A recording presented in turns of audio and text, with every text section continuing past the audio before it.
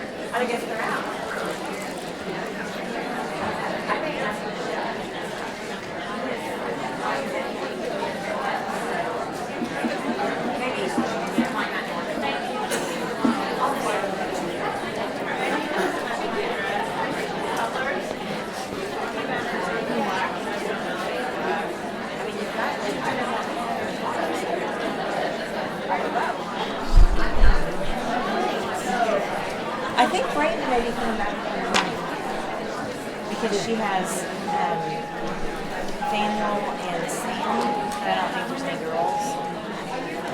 So, you know, Brayden. Has it been 10 minutes?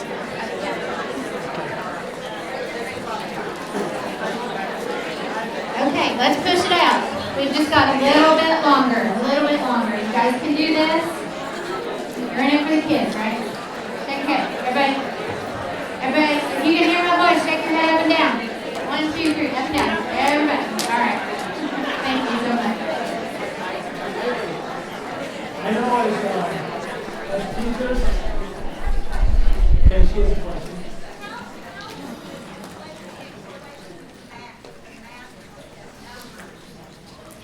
Yeah, I don't do much work with math. I'm meeting with math this time of year, which I think is really interesting.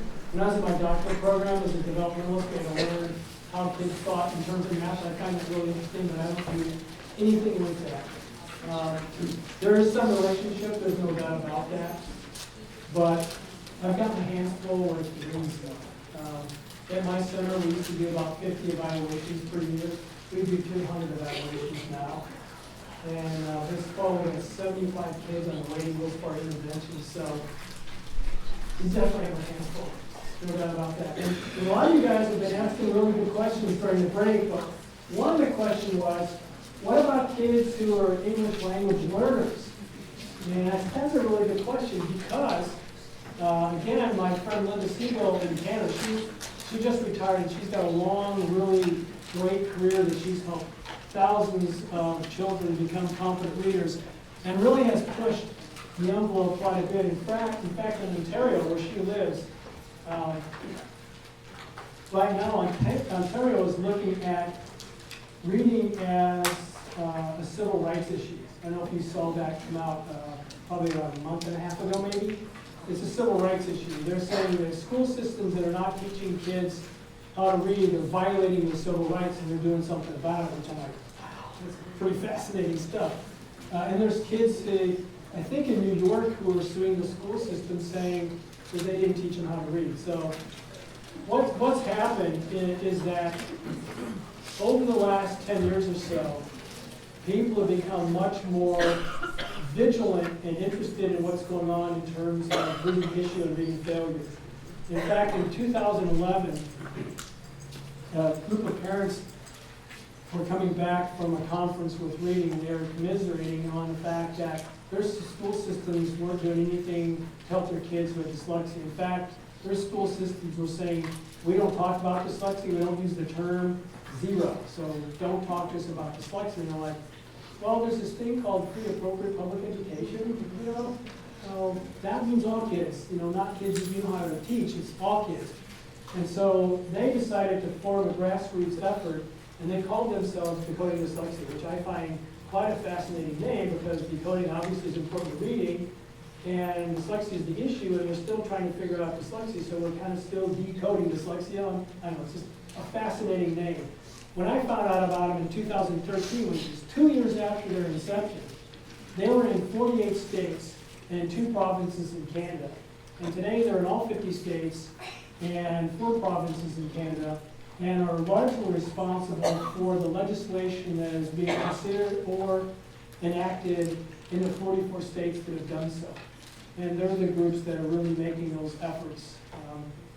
And I think really that if you look at national politics today, and you're just fed up with all of it, which I think many people are today, and you feel bad about your government in general, what you need to do is look at the history of special education. Because in the 1950s, millions of children were not allowed to go to school because of physical difficulties. Intellectually, everything is perfectly fine. But they said, your kid's in a wheelchair, wheel them on home. We're not going to deal with them. So inappropriate. And parents said, that's not right. And so that's the beginning of the Education Act for all individuals, handicapped or not. And parents were suing the school systems, they're going to the legislators to enact laws, and all that resulted in essentially special education, where now millions of kids who weren't being allowed to go to school are. And then soon after that, individuals who had children with Down syndrome said, well, our kids can also learn. You know, they might not have high levels of intelligence, but they still can learn. And so then that happened, and now other things have happened in the process, and now the time is for dyslexia, because it's something we've really ignored and haven't done much with, because we haven't been taught how to deal with it. And as a function of that, you know, things are really happening now. And in reality, the No Child Left Behind really was kind of born out of that kind of notion too. But anyway, someone asked me about English language learners, and again, my friend Linda Siegel, who is also in Ontario, she created a program years ago where all the kids in that province had to be evaluated before they went to kindergarten in terms of their phonological processing skills. And those kids who failed their phonological processing or did poorly in phonological processing tests had to get a particular intervention during the time they were in kindergarten to help them develop their phonological processing skills so they had half a chance of learning how to read. Many of those kids, because I think it was in Montreal, there's like 60 different languages spoken there, and many of the kids who were being evaluated didn't speak English. So they were failing the test and were put into the intervention, not because they couldn't do phonological processing, but because they didn't know what the heck they were asked to do, which is a false positive. I mean, we've identified them, but they weren't going to have issues anyway. But what Linda Siegel found, which I find fascinating, is those individuals who were in the phonological processing intervention piece actually learned to speak English quicker than those kids who weren't, because they had access to the phonology. And so with the English language learners, you may not be able to differentiate the English language issues versus the reading issues, but if they're in an intervention, it's probably going to help them in both regards. So I think those are really kind of interesting questions, and I know you guys have a lot more questions too, so you know, I would certainly encourage you to ask them, but yeah, it's interesting about the phonology. So here's some things in terms of prevention. Again, our goal is to help the individual whose neurological system looks more like this, or to become more like this, which we have thousands of studies that have shown us that this is the case. In fact, I guess I do want to say, I thought I'd just skip this, but there's a couple things I want to say about No Child Left Behind legislation. Firstly, the gist of it was appropriate. How it rolled out and some of the other things, not so much. But the notion that no child should be left behind in reading is one that we can actually deal with. I have a friend, her name is Trinity Davis. She's the assistant superintendent of schools in Kansas City, Missouri school system, and she's African American and had 2 kids. One was a boy and one was a girl. And when the boy was in first grade, he was in the lowest reading group. And so Trinity asked the teacher, have you ever listened to my son read? And the teacher said, no. Why is he in the lowest reading group? Well, he's a black male, right? And that was the only reason why he's in there. And then he moved to Kansas City, and he's going to a magnet school there where he's going to speak a couple of different languages, and he's doing physics and all kinds of stuff. And he's, doing extraordinarily well. And the reason why I bring this to your attention is because we talk about No Child Left Behind. It didn't seem really to help very many kids, but the group of kids that helped the most were young black males. Because, school systems were saying, well, we're not going to worry about that kid learning how to read. For whatever reason, they didn't think he could read. Now they have to deal with those kids. And so those young black males were actually, they improved the most as a function of No Child Left Behind, which is interesting. And then the other thing I want to tell you about that is Reed Ryan, who was the main architect of that piece of legislation. I heard him speak, probably was around, I don't know if it was 2008 or 2010. He was at the International Dyslexia Association conference. And after his talk, there's a question and answer period. And someone asked him, if there's a second piece of legislation you'd like to see passed, what would it be? And he didn't go, well, let me think about that. I'm not really sure. As soon as the question was asked, what would be the other piece of legislation if you could get another piece of legislation passed? He said, I'd like to burn down every college of education. And I went, dang, that's what I would do. But it's his frustration. Like I said earlier when we first started the day, we have 100 years of data that shows us what we can do to help kids become competent readers. We have parents who want that to happen, teachers that want it to happen, students want to learn how to read, and why aren't we doing it? That's the problem. Colleges of education that aren't teaching us science reading or anything about dyslexia are not disseminating information that we've known for decades how to help individuals. And so some individuals have been pretty militant about that, I guess I would say. As far as I know, he has to burn down any college or building on the College of Education, but he certainly wanted to do so. So we already know that learning to read is really tough, and it's tough to read because the English writing system, which is an opaque writing system, is really hardcore to deal with. See, there's Reed Ryan and Flesh and Diane McGinnis. They've all been very critical of how we're teaching reading, and appropriately so. So the question becomes, how should we teach reading? I mean, if this is not how we should be teaching reading, how should it happen? So I thought, what can I tell you that would help you to kind of think about reading in the way that it should be taught? And firstly, it's again that notion, the individuals who develop their spoken language skills, everything is looking A-okay there. What we're trying to do with reading is to map on a writing system on top of that spoken language system. So we want to do that. And how to do that, from the very beginning, again, we want parents to read to their kids. You can never be too young to read to children. You can be infants who can read to them, they can sit on your laps as toddlers and read to them, all that kind of stuff. That's not going to prevent reading failure. If their neurological system is the way we described it, reading to them isn't going to stop that from happening. So parents who are out there doing it, like, I did everything in my power, what did I do to mess things up? You didn't mess anything up. But the next thing that they can do that's really important, we see that people who are relatively affluent do with their children, they talk to them all the time. And they use a rich vocabulary. They don't talk to their children like they're babies. They talk to them like they're essentially miniature adults. And granted, we don't want to treat children like miniature adults, but we want to speak to them like they're miniature adults. Because if we use a very rich and complicated vocabulary with them, they develop that vocabulary. So when Carter said, no grandma, no Gma, butterflies come out of chrysalises, I'm like, how can you even say that word? It makes no sense to me. But because he was taught those kinds of things, It's not that he's a genius or super bright, although I probably think so. But someone used a rich vocabulary with him. And that rich vocabulary is important. And so it also helps the individual develop neurological structure that may or may not be there prior to that point in time. But those are the things that are getting the individual ready for reading. Again, even if you use a very rich vocabulary with your child, and you read to them, and everything's in place for them learning how to read, if they have a neurological system that is going to prevent them from reading problems, that isn't going to help. But at least it's getting them to that point. All right, that's important because we know that not all families of lower socioeconomic status but far too many don't speak to their children enough, and they don't really issue questions. They're issuing commands, like instead of saying, how was your day? Can you go hang up your coat? They're like, go hang up your coat. And it's a different type of speaking to children that doesn't really influence vocabulary development. And those things are important. So we need parents to speak to their children with rich vocabulary.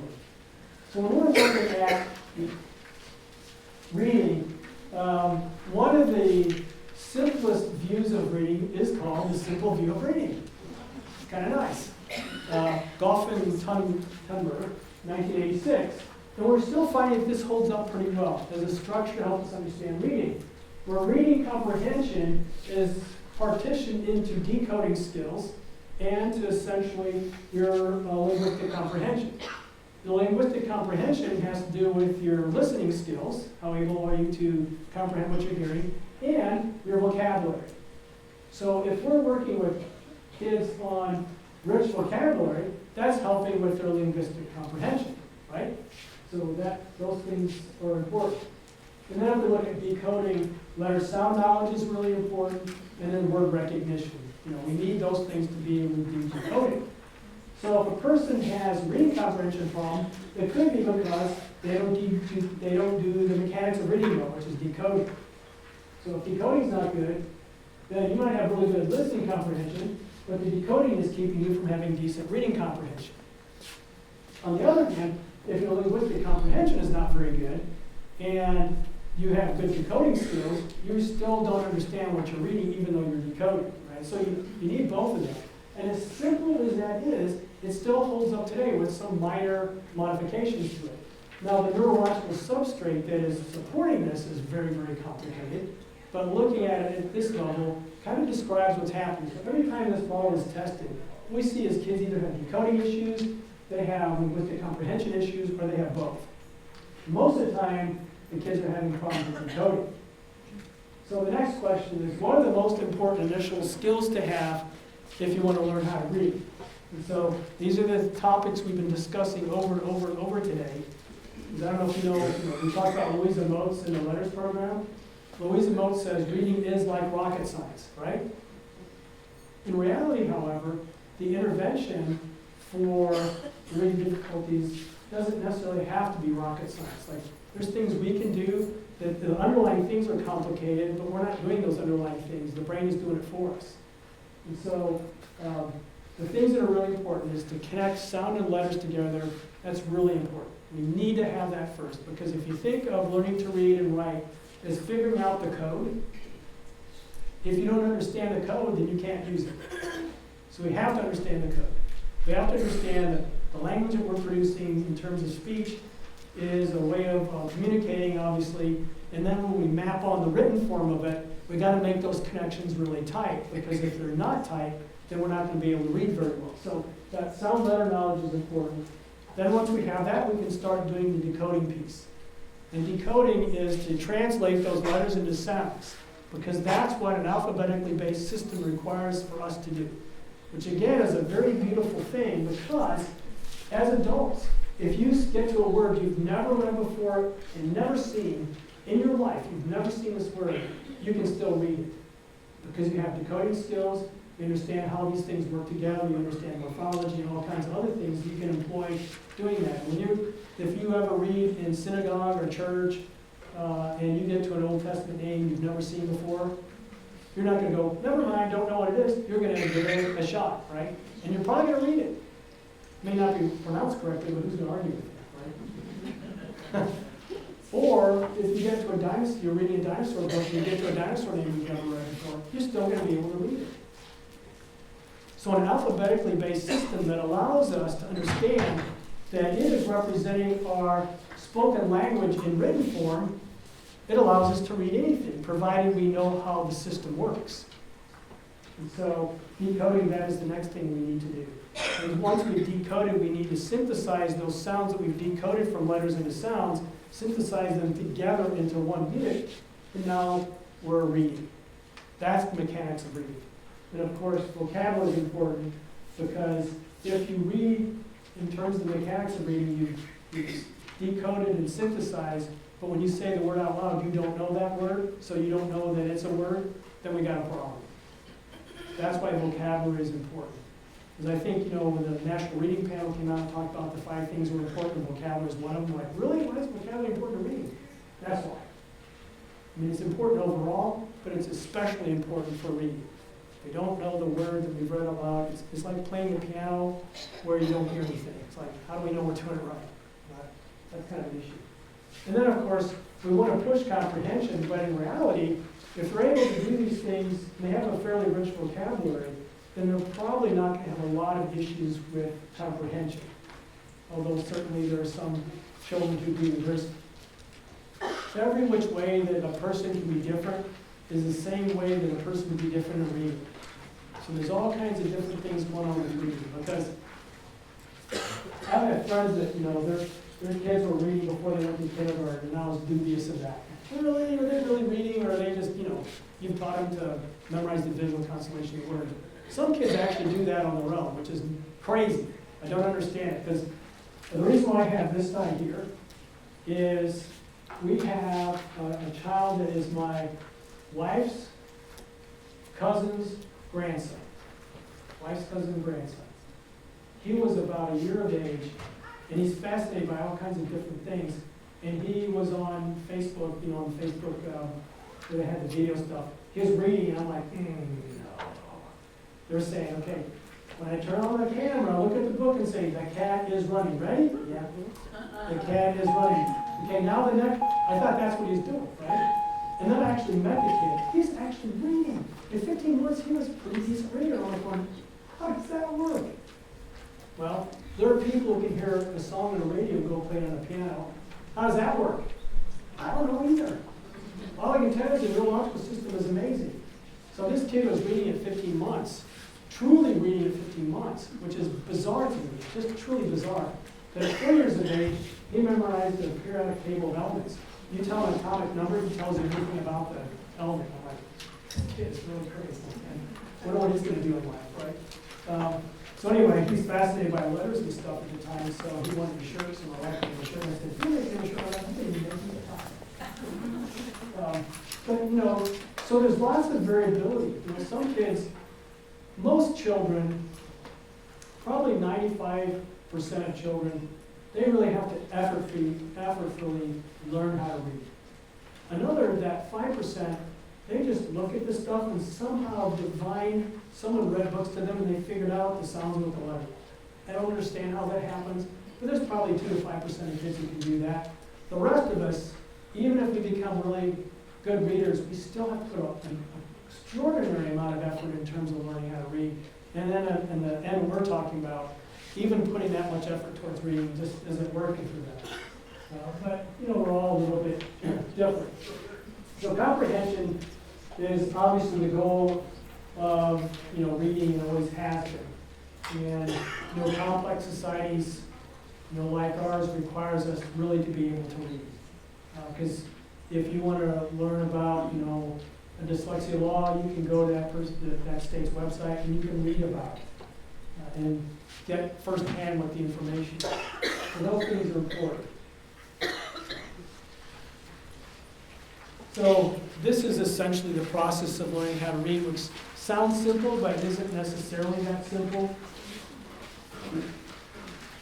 But the most important thing, and I certainly want you to leave here today knowing that learning to read in an alphabetically based system is understanding how to read a code.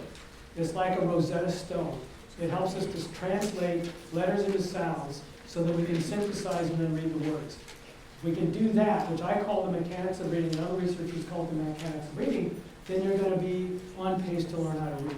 If there's any aspect of that that prohibits you from learning the mechanics of reading, then we got to do something a little more extraordinary. But again, as it turns out, the way that we should be teaching individuals who have dyslexia how to read is the same way that we should be teaching all children how to read. There's just no doubt about that. And I'm going to give you an example of how the reading process can work in terms of teaching kids pretty young how to read, in terms of the mechanics of reading. and this isn't the only way, but if you have a curriculum for kindergarten or first grade that does this, then this is the type of curriculum I'm talking about. If you have a curriculum that doesn't do this explicitly, then we need to look for different curriculum. Because this curriculum will actually prevent reading failure in kids, even those who are going to experience, who are born with dyslexia. It prevents reading failure in individuals who have dyslexia. Not in all kids, but enough. So in this particular example, the first day that we do the curriculum, we want to help them understand that there's codes everywhere. And so we show them things like this, say, what's this to the kids? Can you tell what it is? Stop light. Stop light. And so we ask them, what do they do there? And I say, well, the green light you go, the red light you stop, and the yellow light you go really, really fast. And I don't know if you can tell this very easily, but the railroad process. So what does that mean? Well, that goes down, you better stop because you get squished by a train. You don't want that to happen. And then this is the pedestrian crossing. So we're telling them, okay, what you're going to do is we're going to teach you a secret code. And what we mean, we're going to teach you to read. And it's a secret code. And it's not really a secret, you just don't know it. And you're little detectives, you got to figure this stuff out. Because in reality, if you tell kids they're little detectives, that's implying to them, this isn't a rule-based system that everything's going to lockstep in place. Some of the stuff we're going to have to figure out. And we want them to know that because it is a challenge, and some of those things, without them using their detective skills, they're really not going to get. So then we do a walkabout in the school, and they look at different symbols like bathroom signs and exit signs and ask them what they are. And we do some other stuff, just getting them in the notion that, you know, we're talking about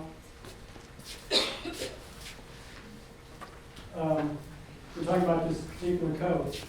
Then the next day we show them this, and we're not going to talk about letter names till the end of the curriculum, because remember, letter names are important. So we show them this and say this represents a. We can start with anything, but to make words we need a vowel sound, right? So this is a, and we talk about this, and we also show them the same day the capital letter A, which is also a. We don't talk about letter names. And you can't really see this very well, but we're not interested in them necessarily this being a writing strategy. But what this is, it shows where and how to make the green ant. Where you start, you go up here and turn around, you go down the red, you stop. So it's telling them how to do it. But what we want them to do is when they're writing it, say ah. Because you've heard of multisensory techniques, right? The reason why multisensory techniques are important isn't necessarily that they're multisensory. But the reason why they're important is they're a rehearsal strategy to get information from short-term storage. Good afternoon, Tulsa Tech instructors. Just a reminder, we do have a lot of tours today, so please come down to the Runway Cafe. Once again, instructors for tours, come down to the Runway Cafe. Thank you. You get your free cookies. Then you know they'd be there, right? Because that's what I would do.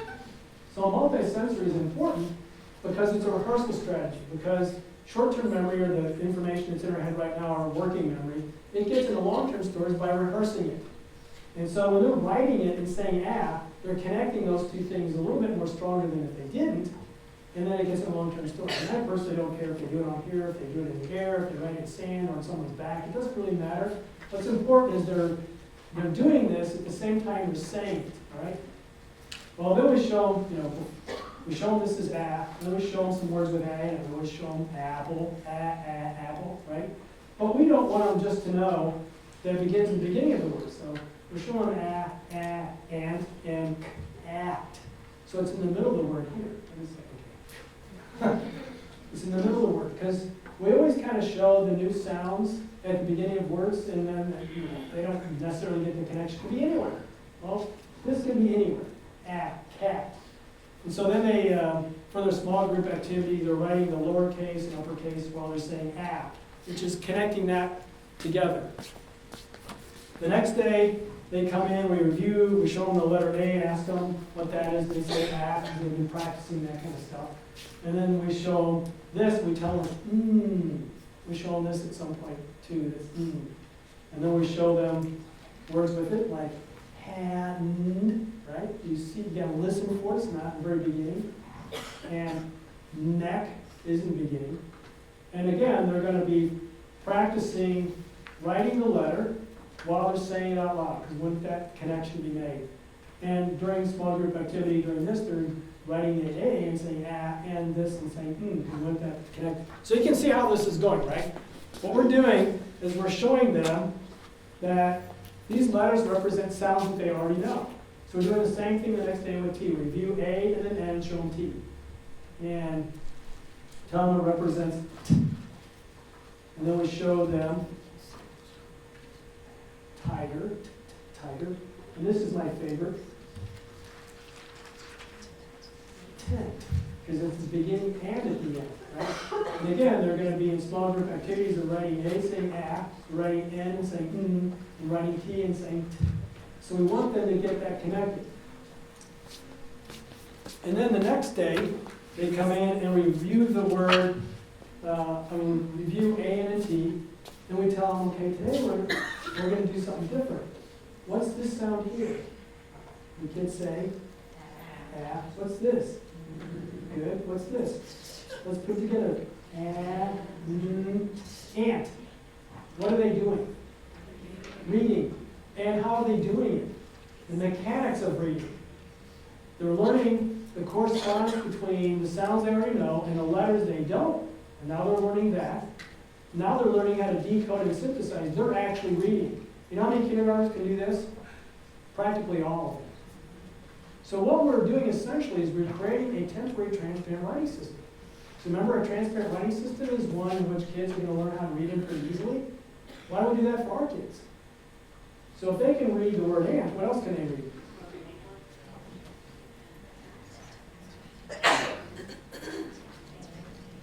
Right? An ant, right? So we're teaching them the mechanics of how to read based on the science of reading, which actually makes sense for them, and they really don't have a whole lot of trouble doing those things. So we certainly want them to get in the habit of doing that. So the next day they come in, we do the same thing, review A and T, and we teach them the S represents, and then they're writing A, N, and T, and S going A, and E, and S. And they're reading the words. So every day they learn something, they have to practice it from that point on forward. So they're reading and at, and ants, and sat, and those types of things. Then the seventh day they come in, and we review all that stuff, and then we say, okay, now we're going to spell the words. And each kid gets a little card, because we don't necessarily need for them to write it. So they get a little card. We say, okay, get your cards out. We're going to spell the word ant. What do you hear first? Ant, ant. They put their A down. Then, they put the N down. See their spelling, right? But they're doing the mechanics of reading and the science of reading, so it makes sense. And then we slowly build in the more challenging things. And so if you have a curriculum that does those kinds of things, then you should see some serious progress in their ability to read and actually prevent the reading failure. In terms of remediation, again, we're trying to remediate so the neurological system is going to essentially kind of correct itself based on what we're doing. So a couple of things that are interesting here. Samuel T. Wharton, who is a neuropathologist in the 1920s, became interested in why children were having such difficulties in school. And at that time, in the 1920s, we used the term a lot called feeble-minded. Feeble-minded meant you're just not smart enough to do stuff. And so he's looking at these kids that are supposedly feeble-minded, and he's finding out that they know all kinds of stuff that a feeble-minded person, folks, should know how to do. So I looked a little more closer at these kids and found out that they were pretty sharp, but they just had a problem with reading. And so he called it a specific reading disability. And he also talked about the individual strengths and weaknesses, that they also have some strengths. They know stuff, all kinds of things they know. And another recurring theme that he reported at that time, it wasn't really a problem with the child. It was a problem with our ability to teach the child.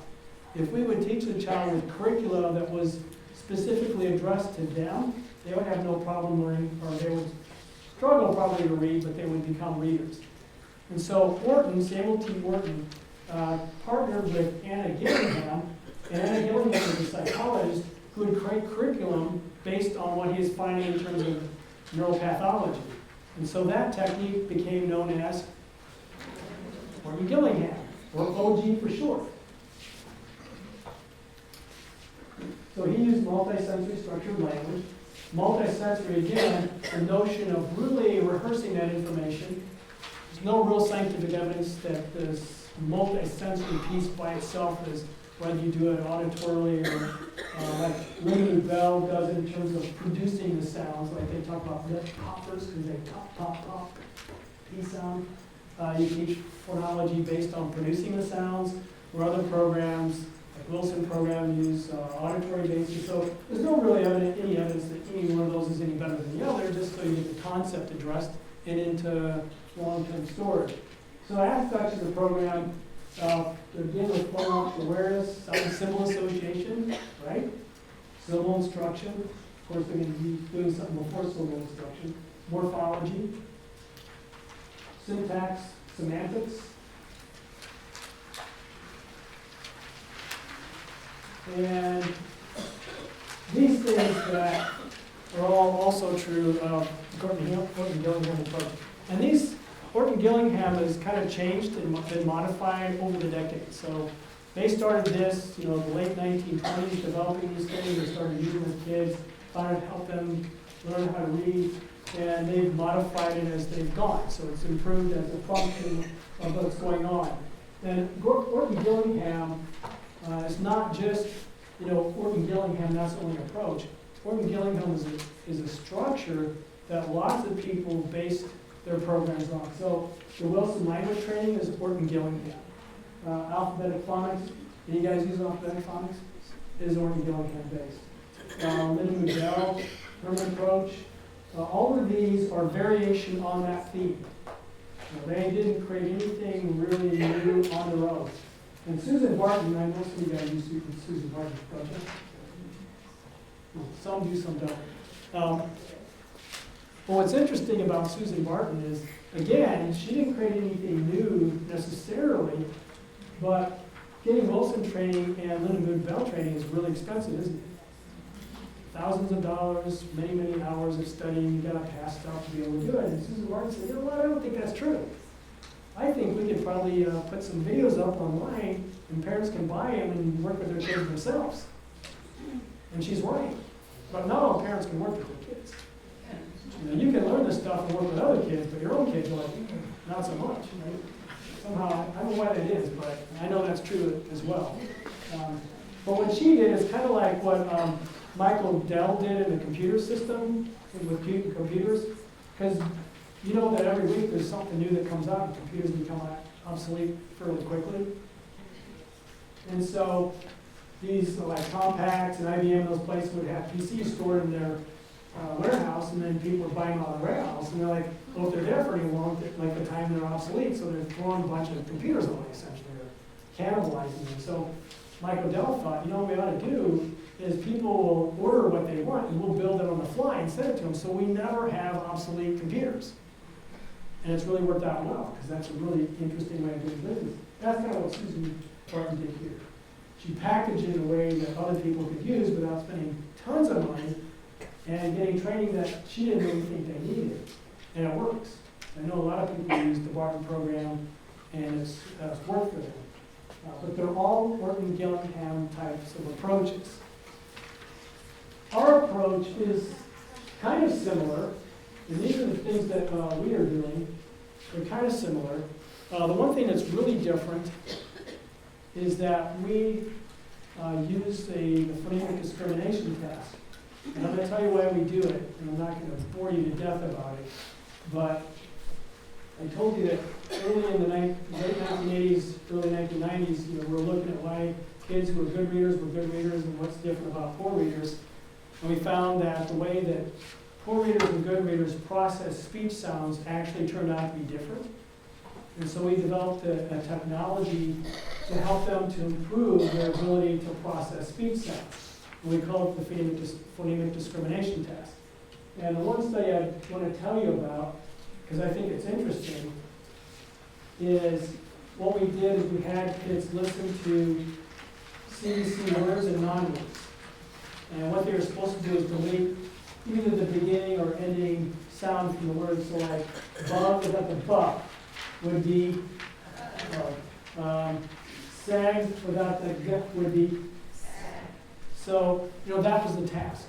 And obviously kids who are good readers or who will become good readers, this is not much of a challenge for them. For kids who are struggling readers or who will be struggling readers, this is a real huge challenge for them.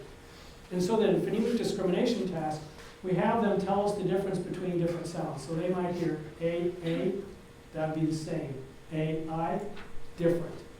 And then when they did well on the vowel part, which is steady state, there's no really transfer of different sounds in that scenario. Then we went to liquid and nasal consonants, which is like my, nigh, re, lee.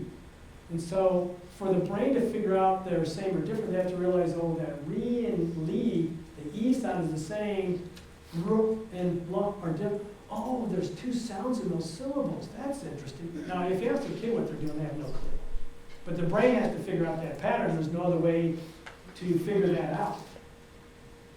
And the transition between liquid and nasal consonants and that vowel sound is about 130 milliseconds. It's kind of a long transfer. Re, lee. You can kind of see it's kind of transferring slowly.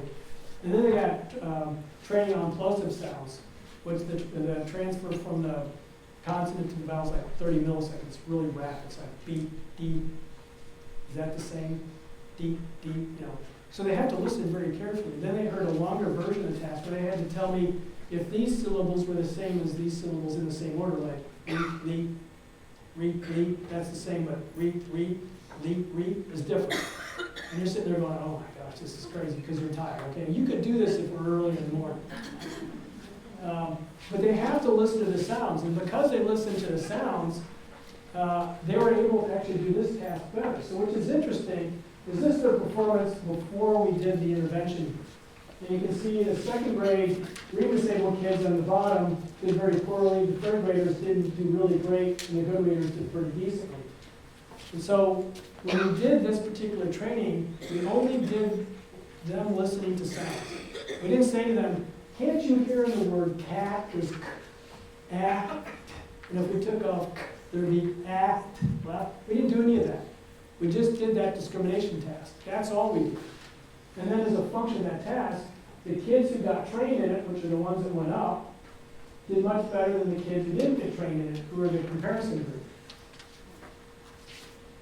That's why we use that particular intervention as the beginning of our intervention. It kind of primes the brain to think about phonology. And if that doesn't make a lot of sense to you, we'll just do a little task which will help. I'm going to say a word to you 10 times really quickly, and then I'm going to ask you to answer a question as fast as you can. The word is hop. So hop, hop, hop, hop, hop, hop, hop, hop, hop, hop, hop. What do you do to green light? Stop.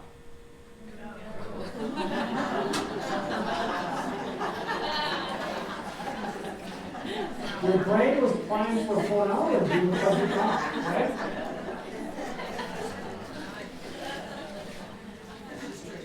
Now, I used to never say anything about anything, and then like 5 minutes later, people start laughing. I'm like, what's funny? And I'm like, oh, you don't. So then I thought I should say, yeah, you go to green light, but you guys said it for me, so it was good. But yeah, so you can see that the brain is dealing with phonology, so we give them phonology, and they're able to deal with phonology. So we do the phonemic discrimination task first, and then we do this the synthesis or the blending task next when we're doing our training. And because we started at a very low level, that they're able to do very well. And they do well with vowel sounds because they have success with vowel sounds. They have a better chance of doing the nasal and liquid consonant transfer very well. And then they do, because of that, they do the plosives. Like if we did the plosives first, they do horrible. But because of the sequence, they do fairly well. And because of the sequence, now they can actually understand that there is some phonological processing stuff. In other words, that syllables and words are comprised of sounds. They're not units in themselves. Which, by the way, is why the whole language approach is horrible. Because the whole language approach is teaching kids how to read. Well, we're not teaching them how to read. I guess that's the first problem. But it's using methodology that is inconsistent with reality. Because to teach the individual how to read in terms of the mechanics of reading, you have to teach them sound symbol correspondences. Then you have to teach them how to decode. I mean, that's how we have the alphabetically based system, is that allows us to make those kinds of processing and to read that way. But whole language, the core of whole language is you don't go below the level of the word. Then how do you teach people how to read? By guessing, right? The first rule is to do what they call psycholinguistic guessing, which is you look at a word and you guess what it is. Completely inappropriate. If we teach a child how to do the mechanics of reading, they're going to learn how to read. If we teach them to guess at words, they're not going to learn how to read. The 3 cueing system? No, doesn't work. Absolutely does not work. And science has told us over and over and over for decades, there's thousands of studies that tell us it does not work. And balanced literacy, just for information, is whole language in disguise. They plug in phonics and say, okay, now we're doing it correctly. No, it has never really been an argument about phonics versus whole language. It's about structured literacy. Phonics, if all you teach is phonics, you're not teaching a kid how to read either. Because phonics is only the aspect of pairing together letters and sounds. You have to teach them how to decode those letters into sounds. That's not phonics, that's decoding. And once you decode it, you have to teach them synthesizing. That's not phonics. So it's never been about only phonics. That's a ridiculous way of teaching reading too. It's got to be the structured literacy approach. Doing those things we've talked about, what I call the mechanics of reading, that's how we get individuals to learn how to read. Whole language, by its complete, its philosophy, this started also in the 1920s, which is pretty sad. But that notion, they wanted to teach kids how to read the way that kids acquired language. They'll naturally acquire reading, but that's not how our brain works. Our brain was born with the firmware to acquire language. It was not born with the firmware to acquire reading. What neuroscientists call reading is really neurological recycling. We're using the part of the brain, the left fusiform gyrus, to do something that the brain could or couldn't do, depending on whether we wanted it to do it or not. So there's a particular way of teaching reading, and yeah, there's some kids that just naturally acquire reading. 4 and 5-year-olds are picking up books and they're getting it. But again, that's only 2 to 5% of the population. We can't assume the rest of the population is going to do that. And to think that kids are going to read by just putting books around them and all that kind of stuff's not working. I mean, if it were working, why do we have 33% of our kids not reading? Because it doesn't work. And by the way, invented spelling is okay in kindergarten, but past kindergarten is a huge mistake. Because once you spell the word incorrectly, it's a monstrously difficult to spell it correctly. So if you're teaching kids, and just come up with invented spelling on your own, and in 2nd grade, you're killing them in terms of spelling. And those of you, I know those people in here who are taught to read with the whole language approach, you're probably horrible spellers. If you are, you need to take that approach. If you're not, well, then you're just lucky. And they certainly didn't teach you on purpose how to spell. Because you cannot guess at words. It's not how that process works. So once we've done the discrimination task, then we do synthesizing, which is developmentally a little easier to do than decoding. Taking sounds and putting them together to form a syllable is easier than to decode sounds from a syllable. So we do synthesizing first, because what happens in school systems, if we want a kid reading up here, we tend to get them here, at a point where it's too complicated for them. And I use this example because neurologically, it's the same kind of difficulty as saying we have an individual who wants to play football and he wants to play on the line because that's what his brothers or sisters did, played on the front line. And so we know that by the time you get to the varsity, you need to at least be able to bench press 200 pounds, right? And so the kid can bench press 100 pounds. So like, okay, we're going to start tomorrow with weight training. Come on in tomorrow. We have 150 pounds in the rack. The kid comes in and can't budge it. That's okay, man. It's okay. Come back tomorrow. We'll do it again. We'll start again tomorrow. The kid comes back again. He's still 150 pounds in the rack. The kid's not going to be able to bench press 150 pounds. However, instead of hitting them here, where it's just too challenging for them, if we go way down here, and what we do is we go down to actually having them discriminate between speech sounds. If we go here up, as it turns out, we get from here to up here pretty quickly. But if we start here, we don't get anywhere. And when you're looking at RTI, you're like, we're starting here, we don't see any progress. Month after month after month, it's like, well, you started way too high. I mean, they can't do those things. You have to teach the mechanics of reading, right? So what we do is we start very low level, and we give them success, and so they improve their skills, and they actually feel like they can do something. Like kids who come to our center, the parents almost literally have to drag them. Because they're like, they've been in school all day long, and they can't read. And like, you're telling me I'm going to do more school after school? I don't think I want to do that. And so, and those of you who do, interventions with Orton Gillingham or other approaches that are effective, initially they may not want to come. But when they see some progress, then they're really interested in coming back because they want to learn how to read, right? And at our center, it's a bit better because we have college students and graduate students who are, they're adults technically, but for the kids, they're kind of cool, kind of adults, so they like that a little bit better. So we start off very low level, and we get them to a point where they're actually getting success, which eventually gets them to the point where they're reading. So one of those approaches, we're doing the blending test or the synthesizing. We do onset rhyme blending first. An onset is the first consonant or consonant cluster, and the rhyme R-I-M-E is the vowel sound, everything that follows. So we have them blend the onset and rhyme together. And then when we're able to do that, then we start having them do phoneme blending stuff.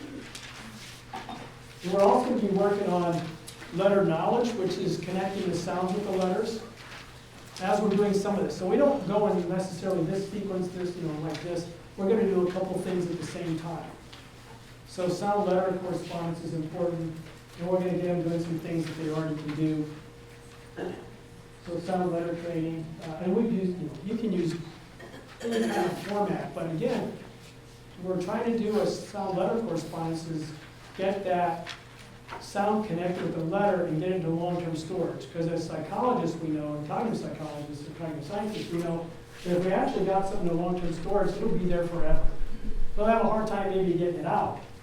That's a strategy. I mean, you know that, because I can't tell you how many days I'm like, I know what I'm talking about. I'm like, you ever watch Jeopardy? I'm like, I know the answer, but it's going to take me 5 minutes to get to it. It'll be a commercial, I'll remember it, right? So it takes more effort to get it out. So when you rehearse it to get in, if you keep rehearsing it, it's easier to get out of long-term storage. You want them to rehearse through all kinds of different ways of looking at connecting sounds and letters. Then we're going to work on phonemic analysis stuff, which again, those deletion tasks we talked about earlier, we're going to deal with segmenting. We want them eventually to get to the point where they can segment a word in all of its constituent phonemes and then synthesize them together. So deletion, segmenting, deletion, we start off with the larger units, deleting words from compound words, deleting syllables from words, deleting onset and rhymes, and deleting phonemes from words. You kind of go in that direction. And then segmenting, which is even more challenging, is for them to segment the word into each and every sound that they hear, which again is challenging. And then once they've gotten to that point, we want them to know that you always have to use those skills. And so we want them to have the mantra of use your skills. So what we do is when they're reading a passage and they get to a word that they're going to balk on, we require them to decode and synthesize and read. In other words, they have to use the mechanics of reading. If we tell them the word, that's not going to help them. You can tell them the word, you're robbing them of the opportunity to learn about the mechanics of reading. So we don't tell them the word. We make them decode, synthesize to read the word. And then to become more efficient, they're going to be more efficient at doing that. When they become more efficient at that, then they're going to start doing it on their own. So we want them to, we always use that kind of mantra, use your skills, and we hope that when they get home, they're thinking, use my skills. You get to a word like, oh, use my skills. Because the more you practice doing something, the better you'll be at doing that. If you avoid doing those things, you're not going to get better. So it's a challenge. They want to read the whole passage, and skip the word or have somebody read it to them. But we have to stop and say, okay, use your skills. And like I said, once they do that, they become better at that. So once they've gotten to the point where they've learned how to do decoding and synthesizing, then we have them use those skills when they're reading. And so in short passages, we start off with short sentences. They have to read every word, and if they can't read it, they have to decode it. And in the very beginning, they're decoding every word. And then as we're doing that, we ask them what that means, because we want them to get that connection that comprehension is important. And then we use longer discourse, which is, instead of short sentences, they're reading short paragraphs, and eventually get to books. But the entire time when they're reading, they have to use the mechanics of reading. That's the requirement. And then, of course, we're going to work on vocabulary, and you guys are already good at that. Discussion of word meaning, looking at words in dictionaries, all kinds of stuff. Online dictionaries where you can actually hear the pronunciation of the word and ensure you can get it correct, all those types of things. I think are important. And one of the things that we do is we have decodable words that we have them read. And it's like the Dibbles where they're just reading a bunch of words, it's not connected to print. And we only do that because a lot of kids don't see that they're getting any better. They just kind of adapt to where they're at and like, oh, I'm not getting any better. Well, we want to prove it to you. So we have them see how many words they can read, the decodable words. In the very beginning, out of maybe 100 words, they can read 1 or 2 in a minute. And we teach them decoding skills and how that works, then it's more like 5 or 6 a minute. And then it becomes 20 per minute. And then they get the graphic, they get to see the improvement, which they really like. Plus, we can show them, see, you're getting better. Isn't that awesome? Because what we find, my son is a school psychologist, and I've always been focused on the science part of it, but he notices things like, well, when they're able to read and become competent readers, it also opens their confidence up to do other things that even non-academic types of things. And so, really it takes a team, is I guess what I'm saying. Even when we're doing these types of things, it takes different people to look at these different things. We're going to talk about the fact that these are probabilities, and what's strange, in our first grade curriculum, which is called advanced codes, we shift from phonology to morphology. In morphology, we're talking about the lowest, shortest meaning, the smallest meanings, and so we show them prefixes, suffixes, roots. We talk about syllables, what syllables are, and syllable types, because children who have reading difficulties have a difficult time taking a word and putting it in chunks that they can decode. And so when we tell them syllable types, there's some syllable types that lend themselves to almost immediate pronunciation. And as a function of that, like the consonant L, when you see that, when you see that, that's how you pronounce it. So that's a strategy that's going to help them. So the syllable types actually are quite helpful to them, and we eventually get to that point. But in the first grade curriculum, we talk about probability and hypothesis testing.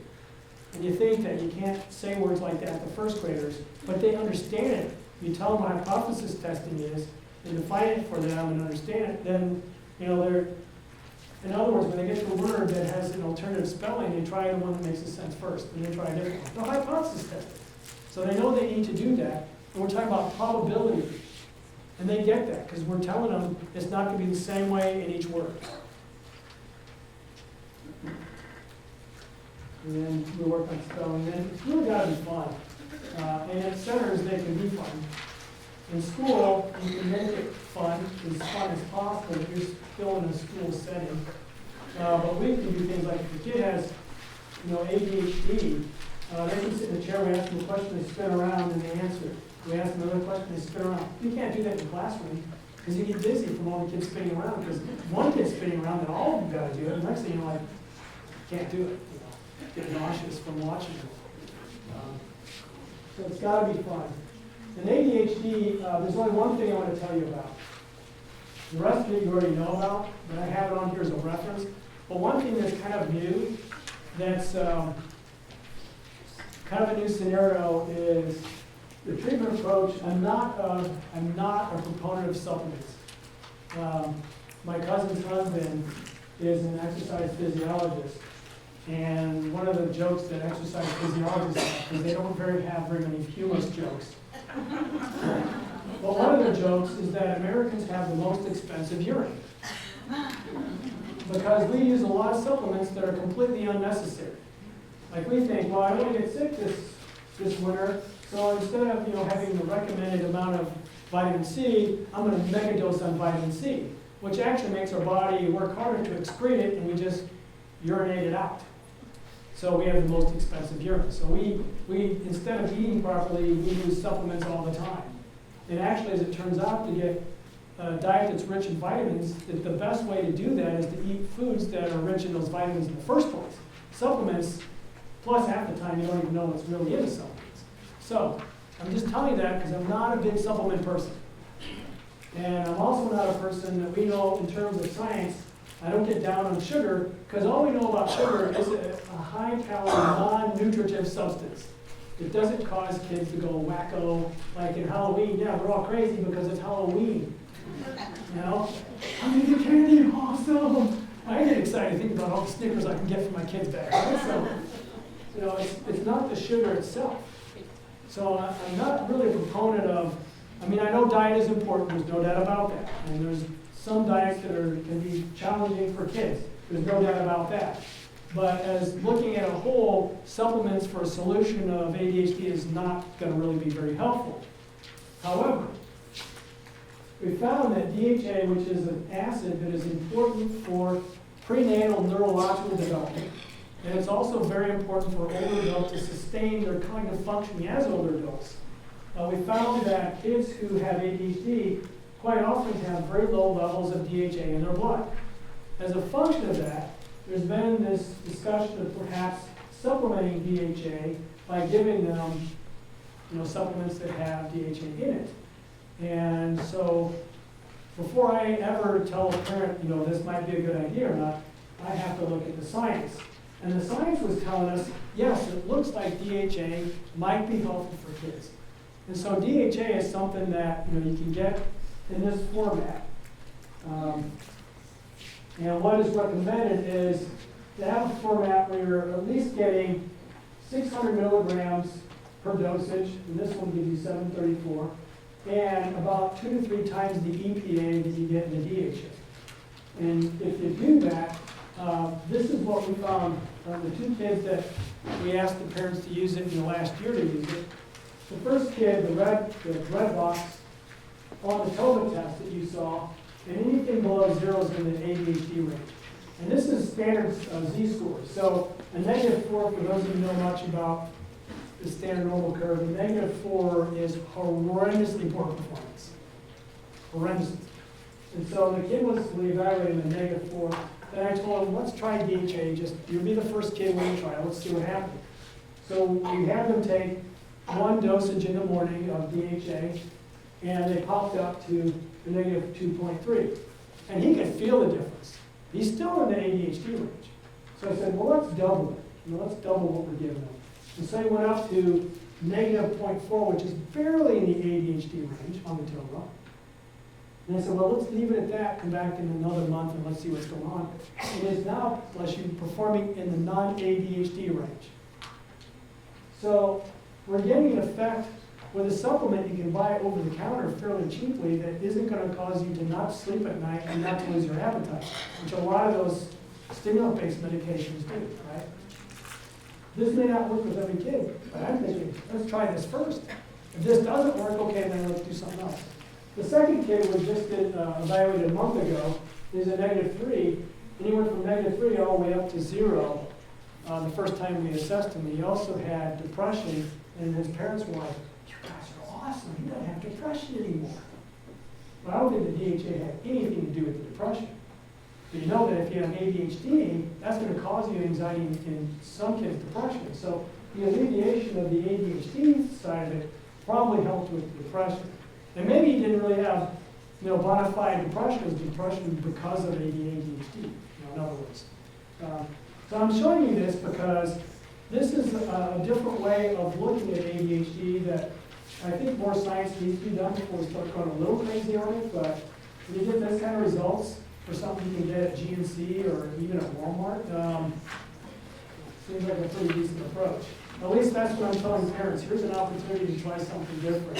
And we've seen some success. So the assistive technology stuff, I told you I was going to talk about, but I've got some stuff where you can turn your Android and iPhones into assistive technology, which you guys already use because you're using GPS stuff to get you here.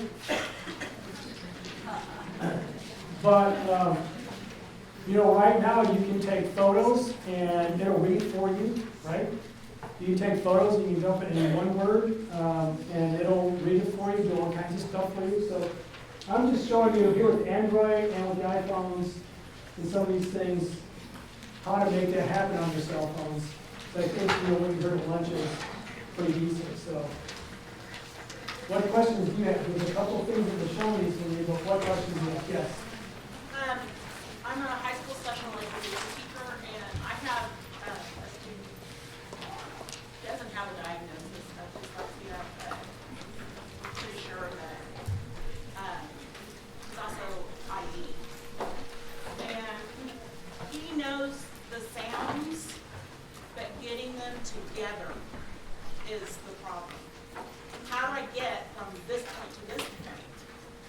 All right. The question was, she has a student that probably has issues with dyslexia, but also has intellectual disability, and he knows the sounds of the letters, but he can't get them to synthesize them together. You know, some of those strategies, like, I think this is a strategy you can employ. Firstly, you modeled it and still not doing it, right? Okay, have him do it with you. Like, we're going to put together, you try it. He's not going to say, hey, with me, right? You do it together. Because, you know, if you look at individuals who have had traumatic brain injuries that aren't able to do something motorically, we move their leg for them first, right? To get those neurons firing, at least in the sensory pathway. And maybe then we can start connecting up motor pathways. So we do it, we force them to do it, and then we eventually get them to do it on their own, right? So I think we can use the same kind of approach in systems like this, like preschoolers who aren't able to do some things, we model it, they still can't do it with us. And hopefully, that by doing it with us, it's still kind of firing some of those areas in the brain. Potentially not, but potentially so. So I would say give that a try, and then use anything that gets you interested in the task, try. Anything you can try to get him to do it, I think is appropriate. But since he's not able to do it on his own, I would say do it with him, and then back off and test him to see if he can do it without you yet, and when you can, then move on from there. It's a strategy I would use. Anything else?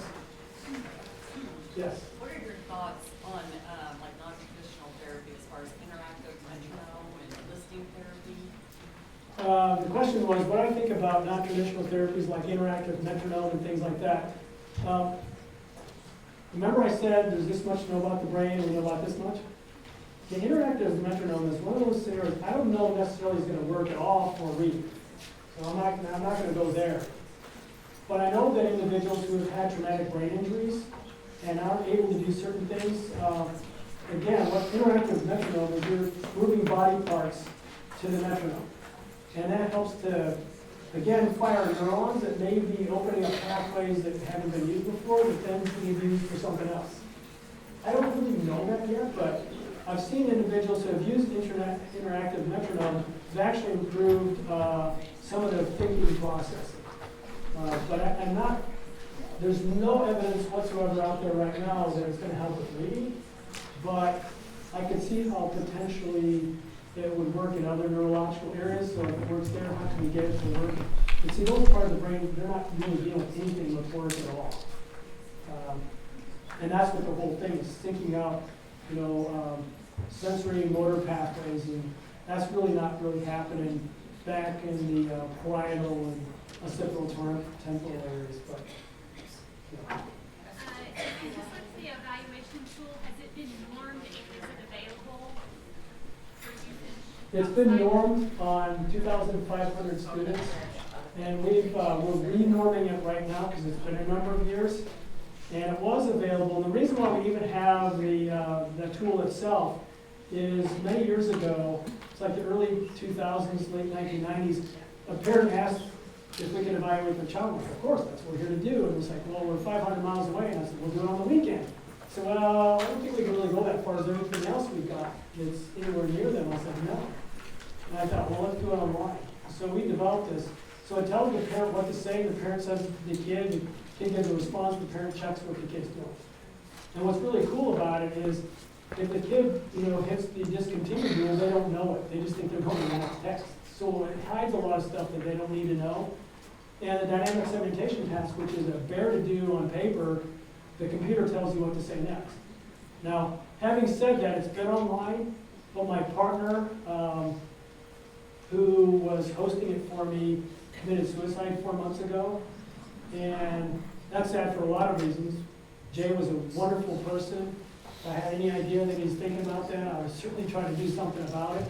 But I don't have access to a server, and things broke down, and then, we have to have protection on there, and we certificates of various sorts, and I can't get to it. And although I've spoken to the wife about stuff, I don't think she's ready for anyone to be messing with this stuff. So it's right now dead, but we have a paper form of it, and we're interested in doing things to share that to other people, because our goal is to help as many kids become competent readers as possible. And if we can help you use a tool of ours, then we're interested in doing that. We have a shorter version of it called the Brief Assessment of Reading for Kindergarten and Preschool Children, the BARC for short, that actually can be used for kids who are older. And we're in the process of standardizing it. So what I can tell you is if you're interested in evaluating a bunch of kids, we can do all that stuff for free, or you guys can copy it. But if you give me the data, then I can tell you with the meaning of the data, and you can help in the standardization process. So, we're interested in doing that, because eventually we want people to use it, because it's very short and it gets right to the point. Because right now, a lot of states, they're required to do screening, and some of the screenings require teachers to check off things that kids can and can't do yet. Well, how would you know unless you assess them on that? And if you're assessing them on that, why don't we just assess them on that? It's going to be a lot more accurate than what we think is something, right? So asking the teachers to tell us what a kid can and can't do, and using that as a very short form of assessment device, I don't think is nearly as powerful as actually asking kids a series of questions that they can answer and then just write them down. So the answer is, I may be in contact with you regarding that part of this. and we would love to do that. Absolutely love to do that. Anything else?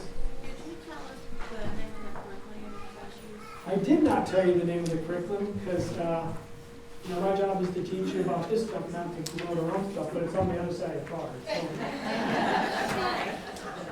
And I only say this because it's called the secret codes, and if you have a curriculum that's like the secret codes, keep using it. If you don't, find something that's like that. And there's a website you can go to and look at it, but my job isn't really to promote that, but I'm just telling you, if we're talking about the science of reading and approaches that use it, we built that to be the science of reading. So the school systems that are using it are getting really good success because it's using the science of reading. Any program that uses the science of reading appropriately is going to be effective. Gordon Gillingham, Alphabet Phonics, there's all kinds of stuff out there. Anything else? There's one over here, Dr. Herman. Yes. Right down here. Since you focus on sounds mostly for words, are there accommodations you can recommend for sight words? That's a good question. And I'm glad you mentioned that. In reality, I would say don't do sight words. Right. Just don't do them. And kindergarten teachers a lot of times will give 50 sight words at the end of the year to work on over the summer. Don't do that. That's not teaching mechanics of reading. It's teaching kids they need to memorize the visual constellation of words. The wrong way to teach reading. Don't do it. Now, having said that, there are some words that aren't readily decodable, like the word is. Even the word is, a short little word like is. What we tell our guys is we're not going to use our code to read those words. We don't tell them we're going to be a sight word. We just say we're not going to use our code. This is. So when you see is, it's not is, it's is. And there's a number of words like that. Is, hers, has, mother's not mother, father's not father. So there's a bunch of them that are just weird, right? That's why vocabulary is important. Because You just recommend completely not. what I would do is teach the mechanics of reading and sneak in the words that we know are kind of, a sight word kind of scenarios. But don't teach it as a strategy to teach reading, a subcomponent of it, yeah.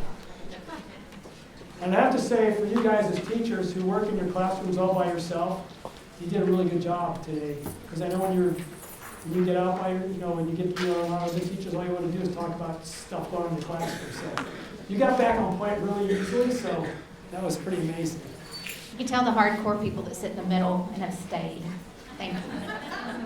So if you guys haven't already done that, if you would just raise your phone up and take a picture of that QR code, it will take you to a link, and there's about, I think, 6-ish questions. And again, that really helps us formulate what we're going to do for the spring sessions. And so we really appreciate your feedback, your constructive feedback, and whatever else. And just remember, we don't always get to control the temperature. So thank you so much for coming, and there's certificates on at either exit to grab on your way out.